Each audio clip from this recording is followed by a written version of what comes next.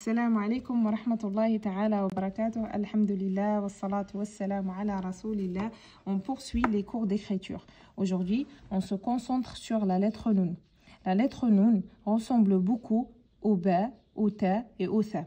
Sauf que lorsqu'elle est isolée et à la fin, elle descend en dessous de la ligne. On commence, on prend le crayon avec la petite ligne en haut. Donc on descend jusqu'à la petite ligne en dessous, mais sans toucher, on monte un petit peu. Après, il y a un point en haut.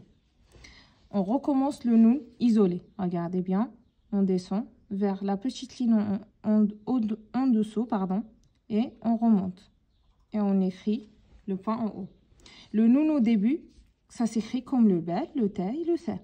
Donc, la différence, c'est que le point.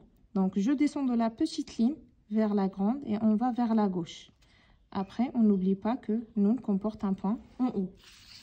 Donc, le Noun au milieu, comment ça s'écrit? On commence toujours par un trait avant. Après, on monte vers la petite ligne. On redescend vers la grande ligne. On va vers la gauche. On n'oublie jamais le point en haut. Le Noun à la fin, ça s'écrit comme le Noun isolé avec un tiret avant. Regardez bien.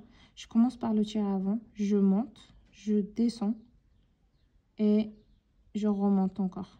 Et un point en haut. On passe pour écrire la phrase. D'accord? On commence par Na'kulu. Donc, regardez le Noun au début, comment ça s'écrit. Je descends de la petite ligne vers la grande. On va vers la gauche et on enchaîne avec le Alif. On complète le Noun avec un point et fatha et le Alif avec Hamza et Soukoun. On continue. On écrit le Kaf. On enchaîne avec le Lam à la fin. Et on complète le Kaf avec un tiret. Na'kulu. Al-halala. Donc, je commence par Alif, je descends de ligne. Le Lam aussi.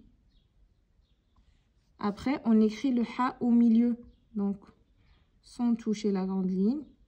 On enchaîne avec Lam, Alif. Et il ne faut pas oublier que le Ha, elle s'attache à l'intérieur. Donc, on écrit le Lam à la fin. Al-halala. Après, on écrit Wa. Waouh isolé. Le Noun, on attache avec le Ta, avec le Ra.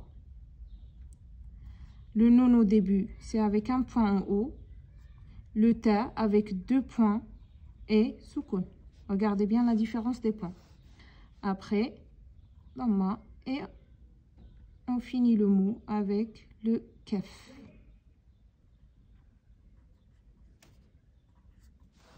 Al-harama, encore, je commence par le Alif.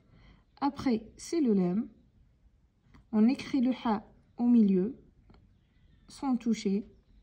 On enchaîne avec le Ra. Le Ra, elle ne s'attache pas après.